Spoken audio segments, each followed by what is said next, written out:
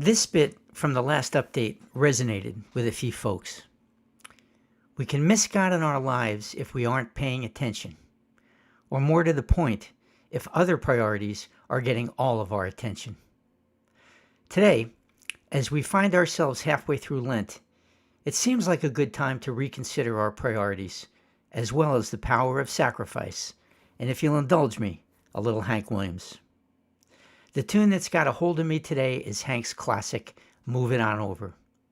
In the story, we find the singer banished to the doghouse, most likely for tying one on. He's nudging his canine buddy to move it on over, to make a little room for him in his new digs. He sings, "Move over, little dog, the big dog's moving in." And that, my friends, is my hope over the next few weeks, to make a little space, headspace that is, for Lent. Lent is the 40-day period approaching Easter. We're in it now. Fat Tuesday, or Mardi Gras, is the last blast before Lent, which by tradition is a time of reflection and sacrifice. Why?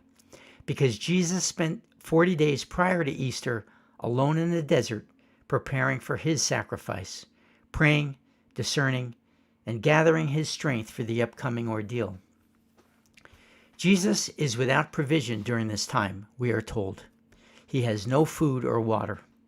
Scripture tells us he is tempted, but steadfast in his priorities. You may be familiar with the saying, man does not live by bread alone. The origin is Jesus' experience in the desert, as recorded in Matthew 4. Then Jesus was led up by the Spirit into the wilderness to be tempted by the devil. And after fasting 40 days and 40 nights, he was hungry. And the tempter came and said to him, "If you are the Son of God, command these stones to become loaves of bread."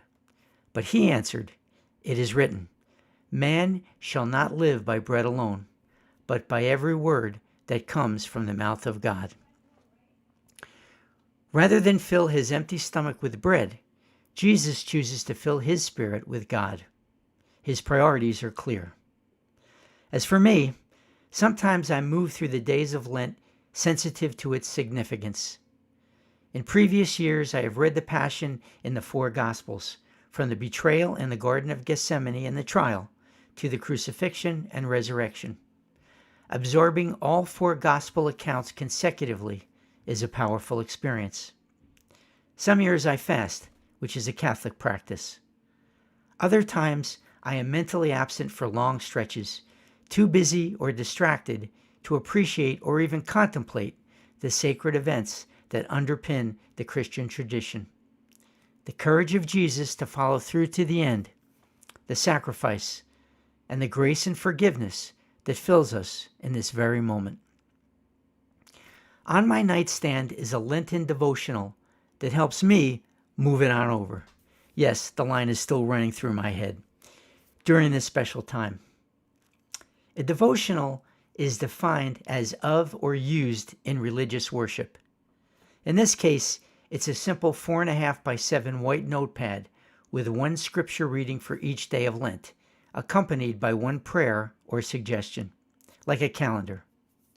It was gifted to me by Catholic Charities as a thank you for a donation, but you can find free Lenten devotionals widely available online. This little gem triggers reflection in me nearly every day, opening the door for the Spirit to work. Today, the scripture is from Matthew.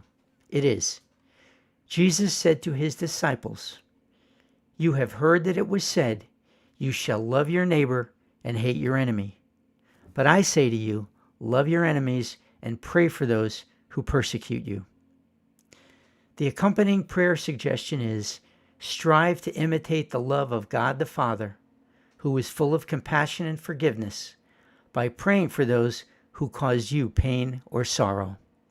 Well, that works for me. I hope it does for you too. I welcome your thoughts and feedback and appreciate those of you who forward these messages to friends and loved ones when the Spirit moves. The song pairing is one of mine, 40 Days. Until next time, stay safe, be brave, and keep walking in the light.